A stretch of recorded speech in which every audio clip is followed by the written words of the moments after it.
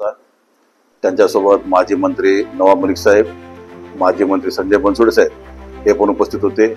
नांदेडचे ज्येष्ठ नेते भास्करराव पाटील खतगावकर, लोकनेते आमदार पत्ताराव पाटील चिखलीकर, जिल्ह्याचे अध्यक्ष शिवराज पाटील होट्टाळकर, माजी आमदार ओमशेठ पोकर्णा, माजी आमदार सुभाषराव साबणे, व्यंकटराव बोजेगावकर या सर्व मान्यवरांच्या उपस्थितीमध्ये आज पक्षप्रवेश सोहळा व मेळाव्याचं आयोजन करण्यात आलं होतं। अजितदादा वेळेवर उपस्थित झाले होते आणि कार्यक्रम अतिशय चांगल्या प्रकारे पार पडला।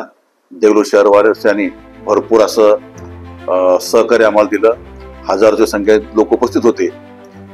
शेवटी पावसामुळं अजितदादांना भाषण आठवतं घ्यावं लागलं आणि राष्ट्रवादी काँग्रेस पक्षाच्या ज्या ज्या कार्यक्रमात पाऊस येतो त्या त्या कार्यक्रमात पक्षाला यश मिळतं हा पक्षाचा इतिहास आहे। त्यामुळे आम्ही सर्व पक्षाचे कार्यकर्ते अतिशय समाधानी आहोत की निसर्गानं आमच्यावर विजयाचा गुलाल टाकला पावसाच्या रूपानं असं आम्ही समजतो। आणि या कार्यक्रमाच्या निमित्तानं आलेल्या सर्व मान्यवरांचं मी राष्ट्रवादी काँग्रेस पक्षाच्या वतीनं सर्व स्वागत करतो। आज पक्षाचे प्रवेशमध्ये माजी नगराध्यक्ष वंदनाताई कांबळे, माजी नगराध्यक्ष केरुरकर साहेब, माजी नगराध्यक्ष उज्ज्वलाताई पदमवार यांनी प्रवेश केला। मी आणि माझे सर्व सहकारी प्रवेश केलो। जवळपास 10 माजी नगरसेवक, 3 माजी नगराध्यक्ष आणि इतर पक्षाच्या पदाधिकाऱ्यांनी प्रवेश केलेला आहे। त्यामुळे निश्चितच पक्षामध्ये नवचैतन्याचं वातावरण होईल आणि पक्ष जुने कार्यकर्ते नवीन कार्यकर्ते मिळून चांगल्या प्रकारे येणाऱ्या निवडणुकीमध्ये काम करू आणि राष्ट्रवादी काँग्रेस पक्षाच्या हातात नगरपालिका कशी ताब्यात येईल ते आम्ही सर्वांनी एकत्र बसून ठरवू।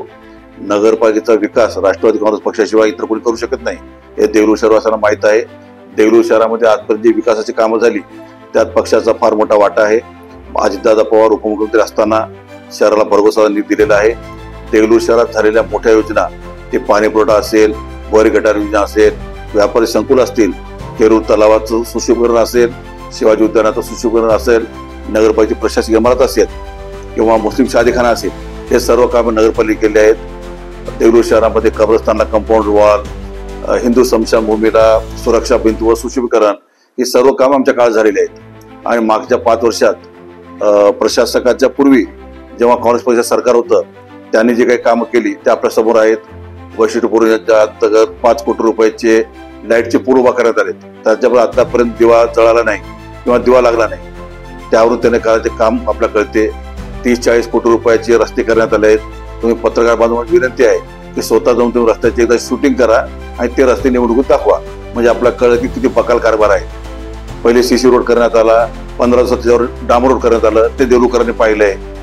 त्यामुळं काँग्रेस पक्षाच्या ताब्यामध्ये ही नगरपालिका जाऊ नये यासाठी देगलूर शहरवासियांनी राष्ट्रवादी काँग्रेस पक्षासारख्या विकासाची दिशा असलेल्या आणि विकासाची जाण असलेल्या पक्षाला सहकार्य करावं असं मी या प्रसंगी आपल्या माध्यमातून आवाहन करतो। आणि येणाऱ्या निवडणुकीमध्ये देगलूर शहराची जनता आमच्या पाठीशी पूर्णपणे उभा राहील याची आम्हाला खात्री आहे।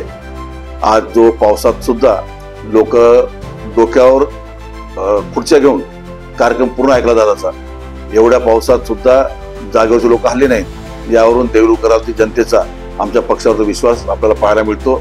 आपण सर्वांनी तिथे रेकॉर्डिंग केलेलीच आहे, ते रेकॉर्डिंग सुद्धा आपण प्रसारित करा। अजितदादाची सभा चालू असताना, पाऊस चालू असताना सुद्धा किती लोक उपस्थित होते हे आपण सर्वांनी पाहिलंच आहे। त्यामुळे राष्ट्रवादी काँग्रेस पक्षाच्या वतीनं मी आपल्या सर्व पत्रकार बांधवांचं आभार व्यक्त करतो की आपण अतिशय चांगल्या पद्धतीनं आमचा कार्यक्रम प्रसारित केला।